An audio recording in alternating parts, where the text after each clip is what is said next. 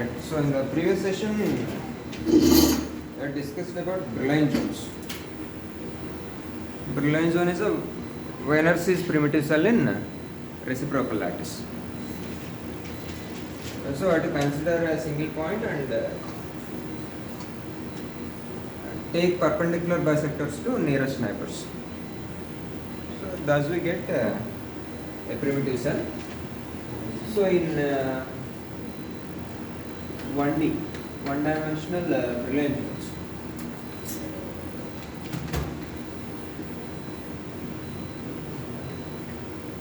So if we consider origin at 0,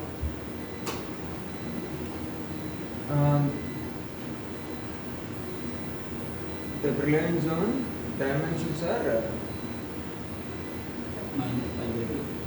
plus or minus 2 pi by a. Sorry, there will be atoms at plus or minus 2 pi by a. So Brillouin zone will be obtained at minus pi by a to plus pi by a. So perpendicular bisectors will come at minus pi by a and plus pi by a. So this is the first Brillouin zone, and if we extend it further, we will get second and third Brillouin zones. So actually there will not be any atoms in those regions, because all, this is the first atom. Next atom will come within this region. So plus or minus 2 pi by a is the ultimate boundary for actual crystal in real space. So we are extending this further just for our convenience, mathematical convenience, because the situation repeats if you extend it further, or even if you compress it and map onto the first one. So that is only for mathematical convenience. So now I am studying the energy versus K graph for a free particle. So the energy of a free particle is given by p square by 2m. So I can write it as h bar square k square by 2m. So a graph of energy versus K will look like a parabola. And this curve is called dispersion curve, a graph between omega versus K. A graph between omega versus K is called dispersion curve.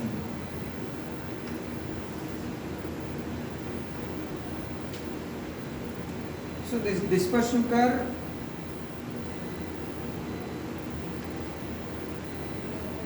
slope of this dispersion curve is velocity. So more the slope, more is the velocity, less the slope, less is the velocity. So what do you get? Initially the slope is 0. The angle made with x-axis here is 0. So particle will have 0 velocity here. So as the momentum of the particle increases, its velocity increases as well as energy increases. That is the observation. So here slope is low, and as we go to higher and higher momentum, slope increases or velocity of the particle increases. So that is the observation made with free particle. So now I am assuming an electron is moving freely in a metal. So metal is also a crystal, and it will have crystalline structure. So I can associate a Brillouin zone with that, and I am assuming an electron in a metal where it is moving freely across the entire lattice.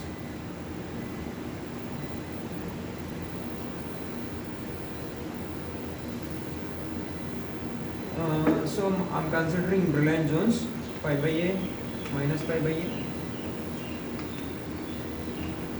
2 pi by a, minus 2 pi by a, then 3 pi by a, minus 3 pi by a.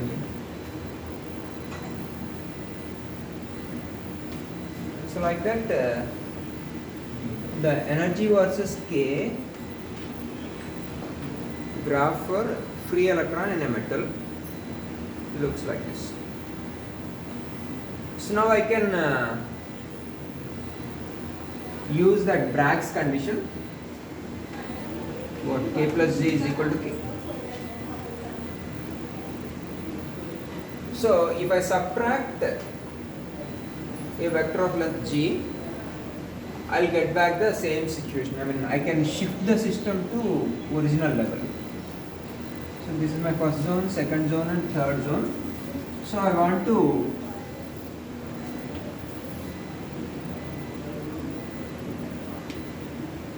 shift this situation into first zone. So I have to shift by 2 pi by n.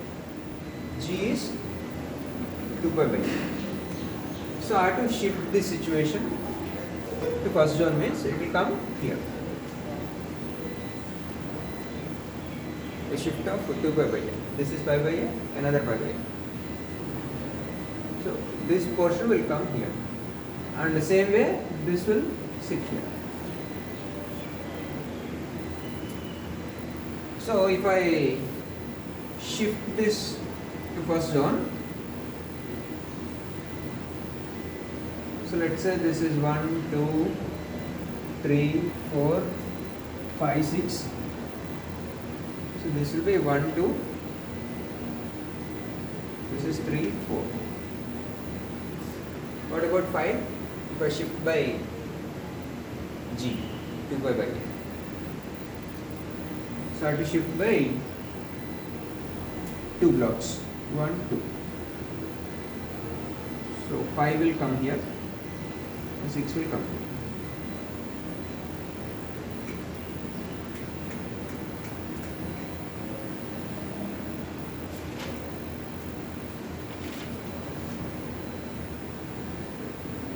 So this is called reduced zones.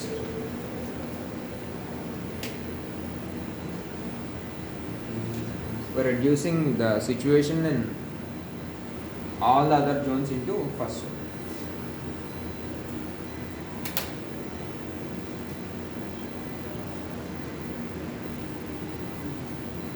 So here this is a degenerate state.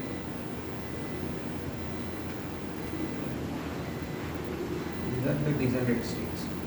Means two states with same energy.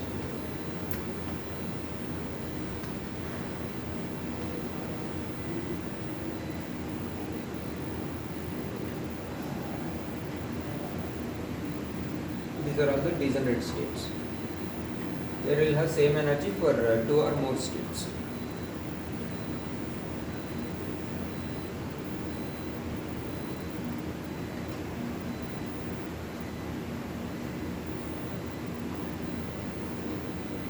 Next, further I can extend the situation in first zone onto rest of the zones. So I can repeat the situation in first zone onto rest of the zones. Then what does it look like?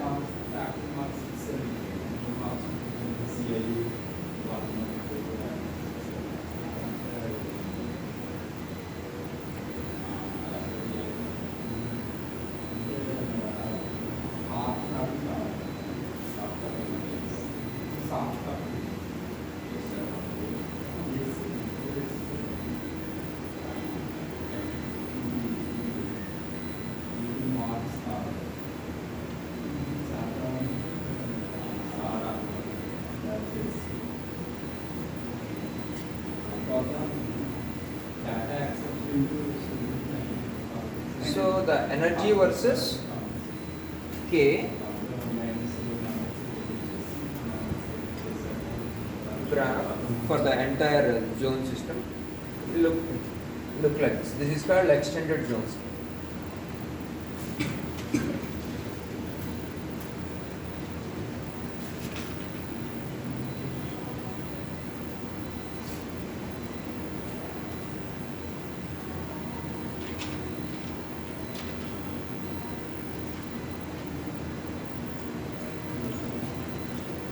So the study of this Brillouin Jones or E versus K graph in Brillouin Jones give us an information about the velocity of the particle, how the particle behaves in various regions of the crystal.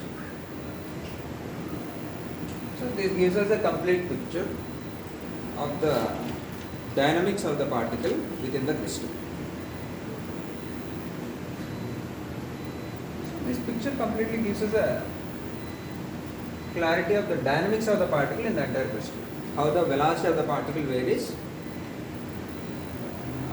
throughout the crystal from one end to other end of the crystal.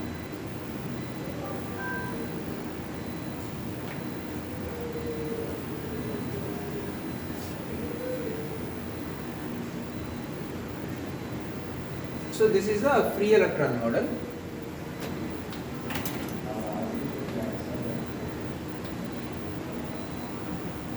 So this model is applicable for electrons in a metal. So next one is a nearly free electron model.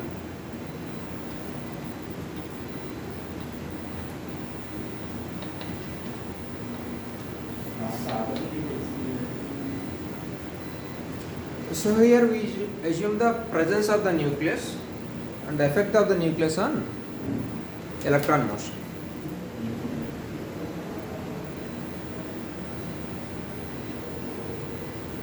So where do we come across a nucleus?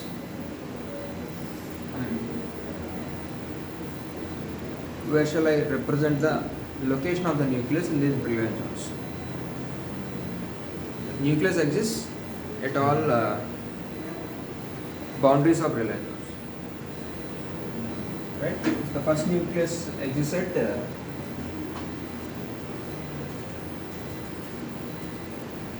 minus pi by r plus pi by a. The nucleus are separated by a distance of 2 pi by a.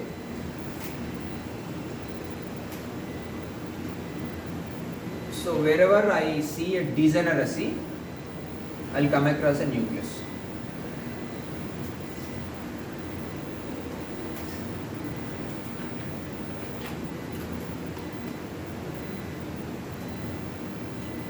In the real crystal. So the presence of nucleus makes a difference here, where two states will have same energy is now get disturbed.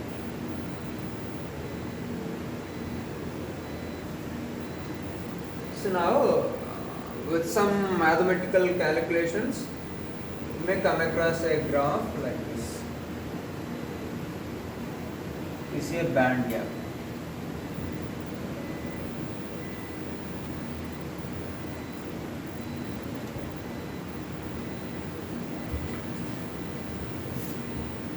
And Brillouin boundary. At the Brillouin boundary, you will see a zero slope state. If you consider the presence of nucleus, after some mathematical calculations, you will arrive at this kind of graph.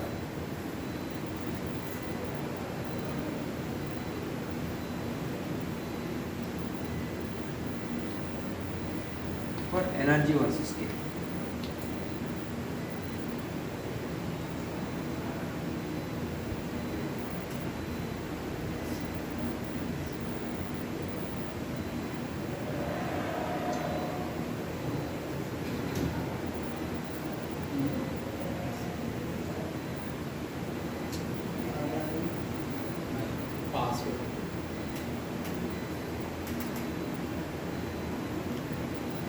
So now how to understand this curve?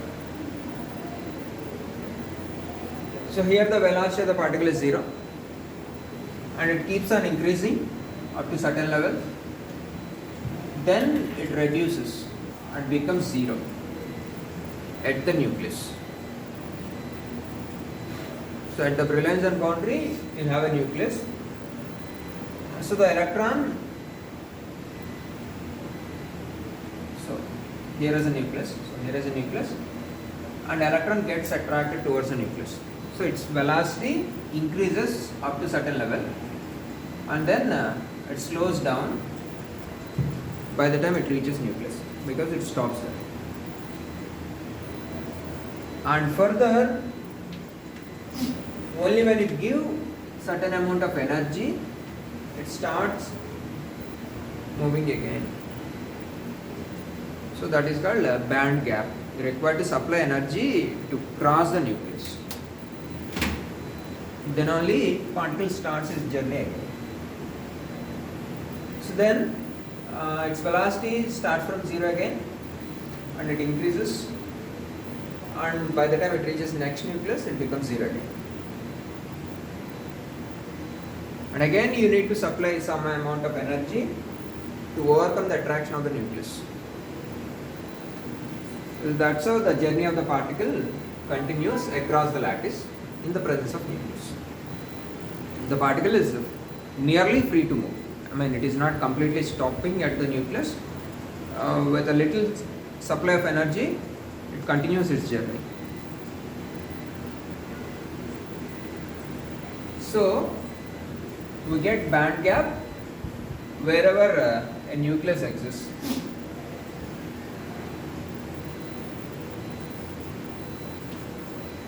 So, that is nearly free electron model.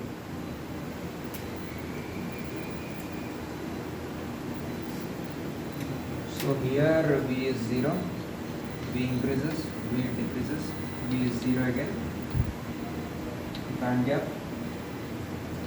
V is 0, V rises,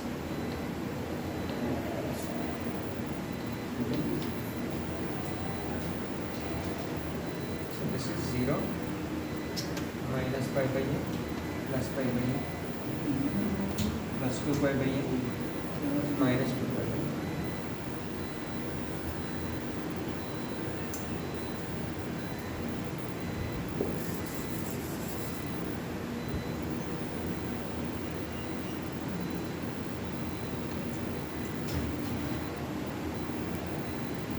So if you apply reduced Jones scheme to this situation, the band structure looks like this.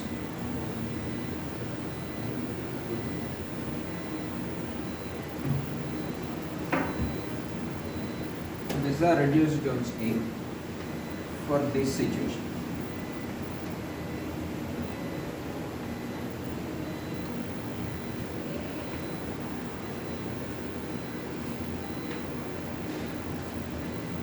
These are the energy levels in the crystal.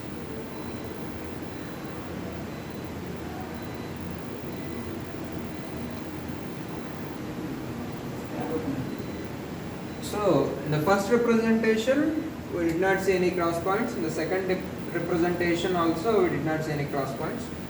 But in the third case, we have seen cross points at every Brillouin boundary. And coming to nearly free electron model, at those points wherever you have Brillouin boundary, the degeneracy is getting lifted up because of the presence of nucleus.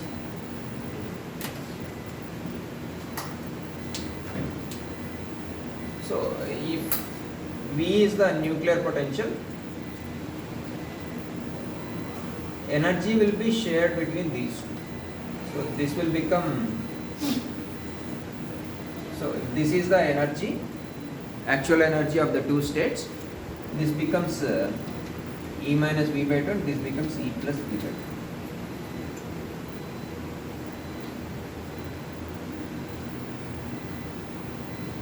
In the presence of the nucleus reduces the degeneracy. V is the nuclear potential.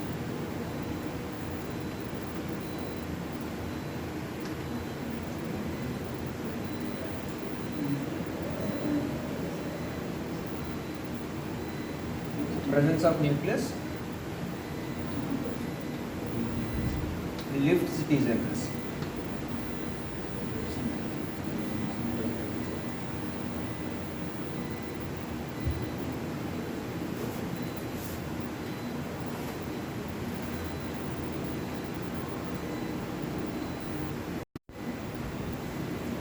So this is the actual band diagram that we see. The most simplified version for this, let's say I am considering carbon atom. So carbon electron configuration is 1s2, 2s2, 2p2. Otherwise, if I rearrange it for bond formation, this becomes 1s2, 2s1 and 2p3. All s orbital and p orbital will be half filled, so that it forms 4 bonds with its neighbors. So get sp3 hybridization if you remember in your lower class chemistry. This will form sp3 hybridization and 4 hybrid orbitals with equal energy will be formed. So what is the situation? First orbit is completely filled, second orbit is half filled. So in the case of crystal, so if I take if I take single carbon atom, these are the orbits.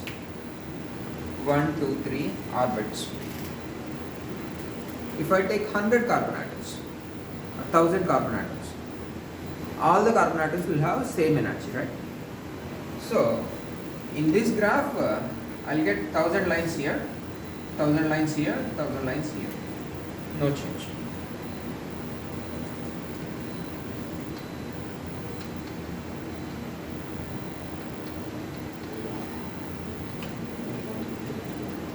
But when the bond formation process starts up, there will be energy redistribution.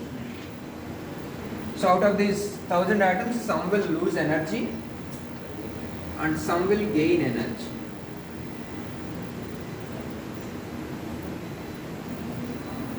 So the act of bond formation is simply a redistribution of energy.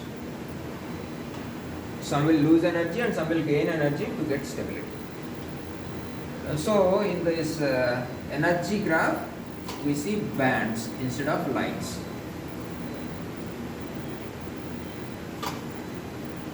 Because of the redistribution of energy. So if you go to a little better calculation, the bands will look like this. They are not simple straight lines. They too will have some shape. So here first band is completely filled, second band is half filled, and third is empty.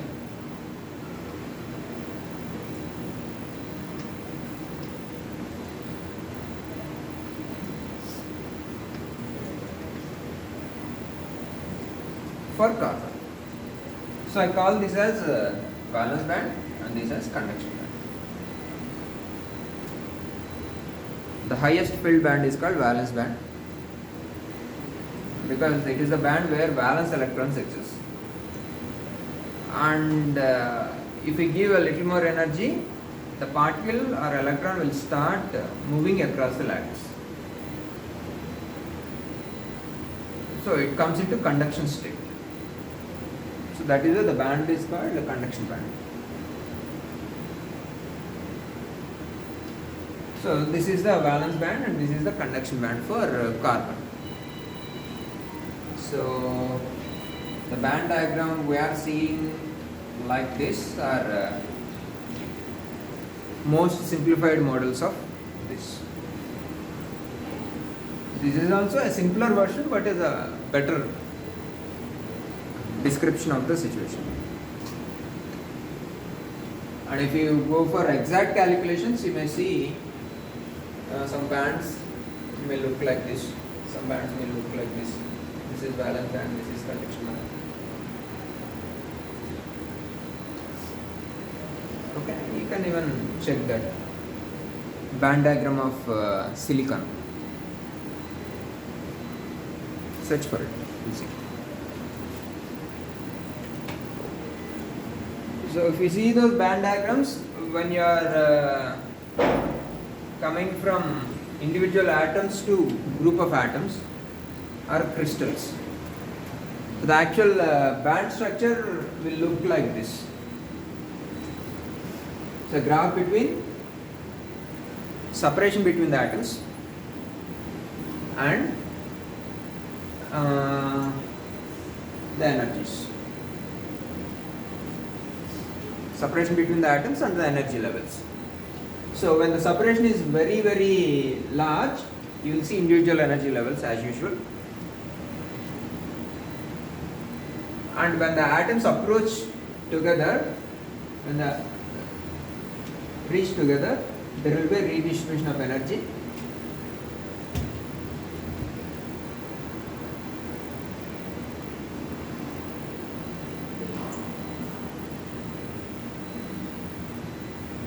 So you'll get energy bands as the atoms come closer and closer. There will be redistribution of energy. Okay. So here you'll have complete bands, overlap. So the atoms where the energy levels are completely isolated, you'll see individual atoms. Right? So almost noble gases, completely inert materials will have individual energy levels preserved. And if you come little closer, you'll have insulators. They'll have bands, but the band gap is very high. Next comes these semiconductors. So they will have bands, but the band gap is low, so around 1 to maximum 3 electron volts. 1.12. Yeah, not always. Even you will have semiconductors at around 3 or 4 electron volts band gap. Yes. So if you go further, all valence band and convex band get overlapped, and we call them as metals.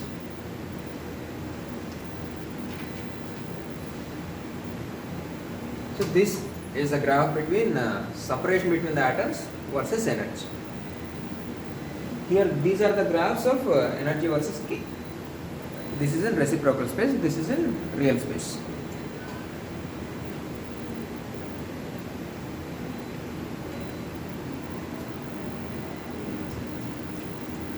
So here the most important is classification of semiconductors based on their band structure. Semiconductors have moderate band gaps, half electron volt, 1 electron volt to 3 to 4 electron volts. So based on band structure, semiconductors are divided into two types. One is direct band gap semiconductors, where the highest point of valence band and lowest point of conduction band come at the same value of K.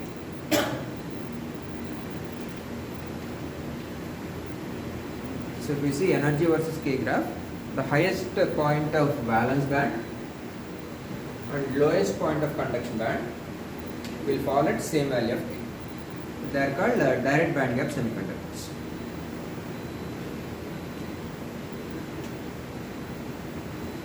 And if they fall at different values of K,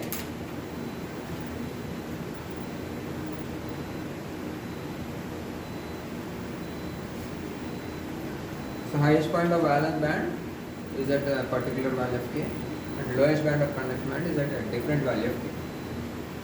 These are called indirect band gap semiconductors.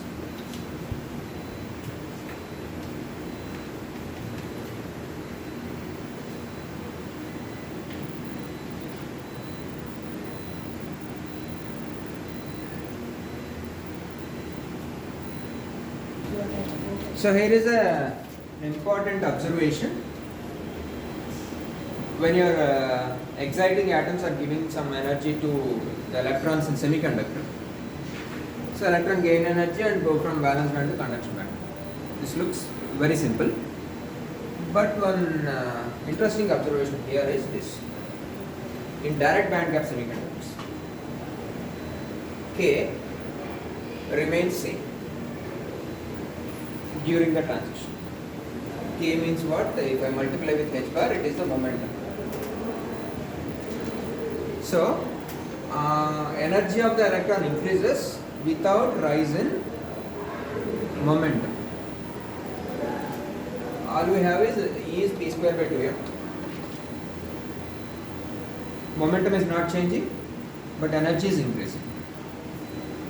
How does that happen?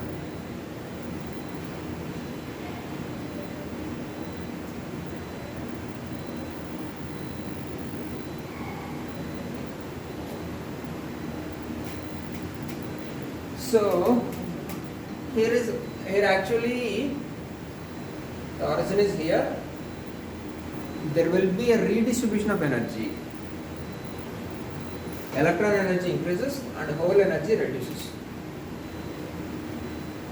So hole comes into valence band and electron comes into conduction band, and the total momentum of both the systems remains same before and after. So momentum of electron increases and momentum of hole reduces. Yeah. So there will be a simple redistribution of momentum in direct band gap semiconductors during a transition. And light can do that. Light photons can do such a transition. A simple redistribution of momentum can be achieved using light or photons. Whereas in this case, the momentum also changes. There is an addition of momentum to the entire system. So light cannot do that. Light cannot transfer momentum to electrons. I mean, it cannot alter the momentum. It can at most do a redistribution of momentum. So for these transitions, we require mechanical energy or thermal energy. So here these transitions can be achieved by photons, and these transitions, the vertical transition is achieved by photon and a horizontal transition is achieved by phonon. Phonon is a quantum of thermal energy. Photon is a quantum of optical energy, a quantum of light energy, and phonon is a quantum of thermal energy or mechanical energy.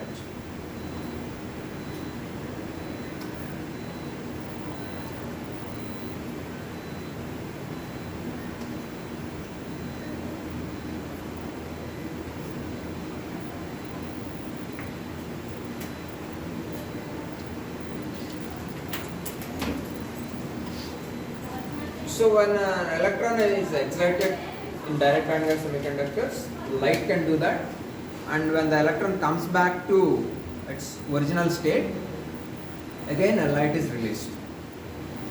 Whereas here it requires optical energy plus thermal energy for excitation, and while it comes back, it has to give back the optical energy as well as thermal energy. So these kind of materials are widely used for LED designing, where if you give energy and excite the electrons, while they come back, they release light, photons. So direct band gap semiconductors are used for LED manufacturing, and indirect band gap semiconductors are used for solar cell manufacturing. Because once by using some energy, if you set the electron or take the electron to conduction band, they have to stay there till we use it. Here they require optical energy plus thermal energy. Sunlight is providing both, and to come back they have to give back both the optical energy and thermal energy. So optical energy may be possible, but thermal energy may not be possible at a particular temperature. They cannot give back that. So the excited electron will stay there for longer times or till we use it. So these are the materials suitable for solar cell manufacturing. And if you see all the basic semiconductors like silicon, germanium or indirect band gap semiconductors. So all silicon, germanium are used for solar cell manufacturing, and here you require a combination of a third group element and a fifth group element. gallium arsenide. Gallium arsenide is a direct band gap semiconductor. They are used for LED manufacture.